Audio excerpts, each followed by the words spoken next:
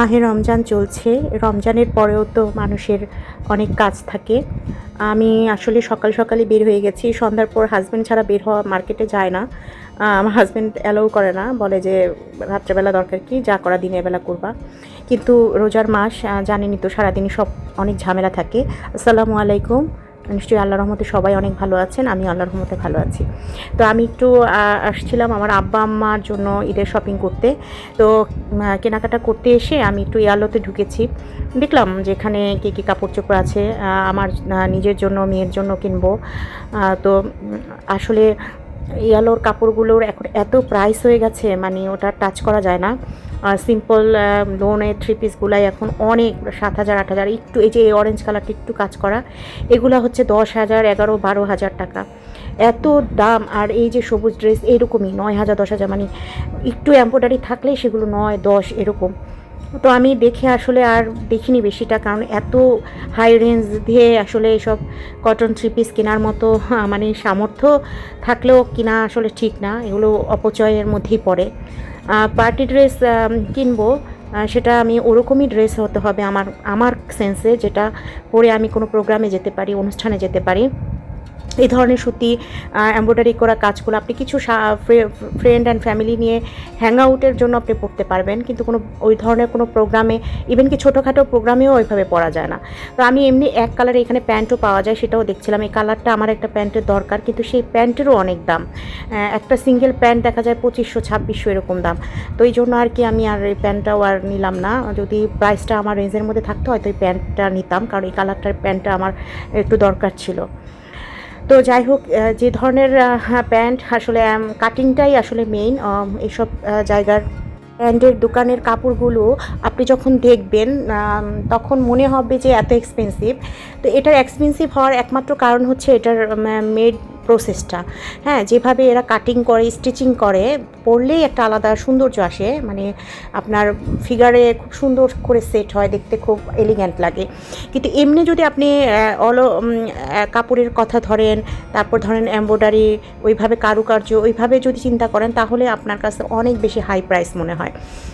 তো আমি বের হয়ে গেলাম, আসলে ওইভাবে আমার কোনো কিছু পছন্দ হয়নি। আমি আজকে আমার এগুলো কিনতাম না, জাস্ট দেখার জন্য।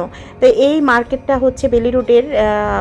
এখানকার সব কিছুই অনেক বেশি এক্সপেন্সিভ। আপনার যে ব্যাগগুলো আপনি নর্মাল যে ব্যাগগুলো চায়না, মেড ইন চায়না, এগুলো আপনার অন্যান্য মার্কেটে আপনি অনেক রিজনেবলে পাবেন, কিন্তু এই মার্কেটে অনেক বেশি প্রাইস।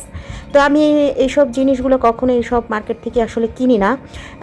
এ ধরনের বড় বড় শপিং মলগুলোতে আমি শুধুমাত্র ব্র্যান্ডের কোনো কিছু কিনলেই যাই, কারণ সেগুলোর প্রাইস সবসময় সেম থাকে। এই যে আমার অপোজিটে যে বিল্ডিংটা, এটা 2 বছর আগে যে আগুনে পুড়ে প্রায় 75-70 জন মানুষ মারা যায়।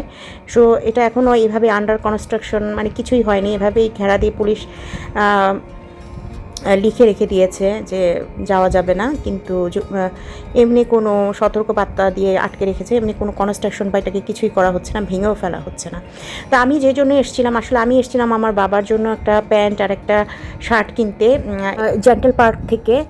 তো এখানে যেহেতু ব্র্যান্ডের শার্ট প্যান্ট সব একই প্রাইস, এই জন্য আর কি। তো আমি এখন বাসায় চলে যাব আর কি। তো ইফতারের আয়োজন করছি। ইফতারের একটু আয়োজন করার জন্য আসলে আমার বেসনটা শেষ হয়ে গেছে। তো এই বেসন, আটা এগুলো একটু ঢেলে নিচ্ছি, কারণ এগুলো তো রোজার সময় লাগে। তাই প্রতিদিনই ইফতারি বানানোর সময় বিশেষ করে বেসনের তো পুরো বন্যা বয়ে যায়।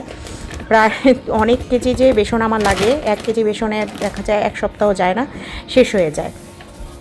তো এটা ঢেলে নিলাম, আর একটু ময়দাও ঢেলে নিলাম। আমার ওই যে একটু রোল টোল করি, খায় সবাই। আর এই ইফতার রমজান মাসে কেউ ভাত ঠাত তেমন খেতে চায় না, সারাক্ষণ সবাই ইফতারি দিয়েই পেটটা ভরে ফেলতে চায় আর কি। আমার বাসায় তো এই অবস্থা, আর কি বলবো। তো আমি আজকে আর কি একটু চিকেন বিরিয়ানি রান্না করব, কারণ সবাই কেউ, মানে কারো কোনো মুখে রুচি নেই, সবাই ওই ইফতারি খায় আর ভাত ঠাত সবাই নাড়াচাড়া করে ফেলে দেয়। তো একটু চিকেন, আমার বাসায় সবাই রিচ খাবারটা খুবই পছন্দ করে, হাজব্যান্ড বাচ্চারা।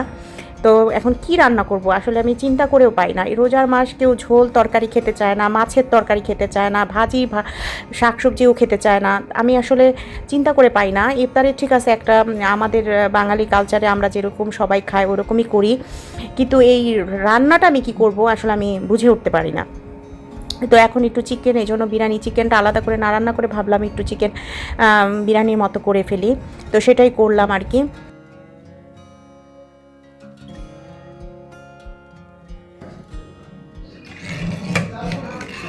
আজকের ইফতারি এই যে অরেঞ্জের জুস, হালিম গরম করেছি, আলুর চপ, বেগুনি আছে, পেঁপে আছে, এখানে বক্সে আরও পেঁপে আছে, আর খেজুর, জিলাপি, আর হচ্ছে রোল, ভেজিটেবল কিমা দিয়ে রোল।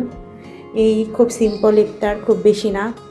রোজা রেখে অত বেশি খাওয়াও যায় না, অত ভাজা পোড়া খাওয়াটাও আসলে ঠিক না। ভাজা পোড়া খুবই সামান্য করেছে। আলুর চপ আছে এখানে নিচে, এই যে আলুর চপ একটা করে খাবে সবাই, বেশি খায় না, আর বেগুনি। তো এই সবার রোজা অনেক ভালো থাকুক, কাটুক, সবাই অনেক ভালো থাকেন, সুস্থ থাকেন। এটা আমার বাবার জন্য কিনেছি শার্ট। একসাথে ঈদের শপিং সবাই ভিডিও করতাম, কিন্তু এটা যেহেতু আব্বু আম্মুর বাসায় এখন আমি যেয়ে দিয়ে আসবো, আর দেখানো যাবে না, এই জন্য আগে একটু ভিডিওতে দেখিয়ে দিলাম। এটা আমার আব্বার জন্য শার্ট কিনেছি, উনি একটা হাফ শার্ট পরেন, গরম চলে আসছেন, তা আম্মার কাছে শার্ট দিলে হাফ শার্ট দিও। এটা জেন্টেল পার্কের থেকে শার্ট। আর এটা আমরা আম্মার জন্য একটা 3 পিস নিয়েছি, সুতি 3 পিস, কটনের, একদম সিম্পল, এই পাকিস্তানি 3 পিস। আর এটা একটা প্যান্ট নিয়েছি আমার আব্বার জন্য। তো এই আর কি, বেশ কিছু না, সিম্পল, আমাদের সাধ্য সামর্থ্যের মধ্যে ওনারা যেগুলো পড়েন সেরকমই। 3 পিসটা খুলে দেখাই, একদম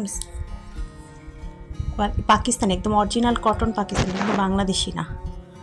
এটা হচ্ছে এই যে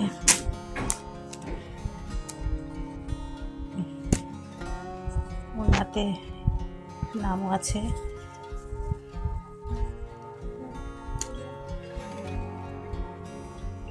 আমার মাকে আগে আমি এই যে গোল আহমেদের, হ্যাঁ এটা গোল আহমেদের অরিজিনাল।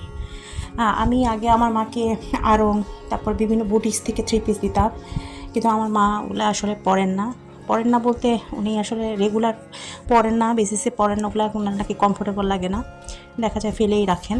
তো যার কারণে এই ধরনের 3 পিসগুলো দিলেই আমার মা বেশি পরেন আর কি, পরেন দেখি আমি এই টাইপেরগুলো দিয়েছি আর কি। আর এটা একটা প্যান্ট শার্ট, এটাও জেন্টেল পার্ক থেকে নিয়েছি, এটাও জেন্টেল পার্ক থেকে নিয়েছি।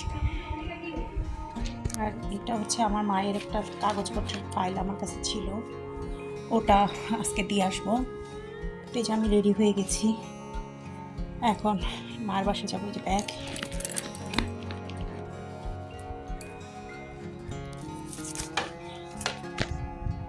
তো রাতের বেলা আমি রওনা হয়ে গেলাম। তো আজকের ভিডিও এই পর্যন্ত, সবাই অনেক ভালো থাকেন, আসসালামু আলাইকুম।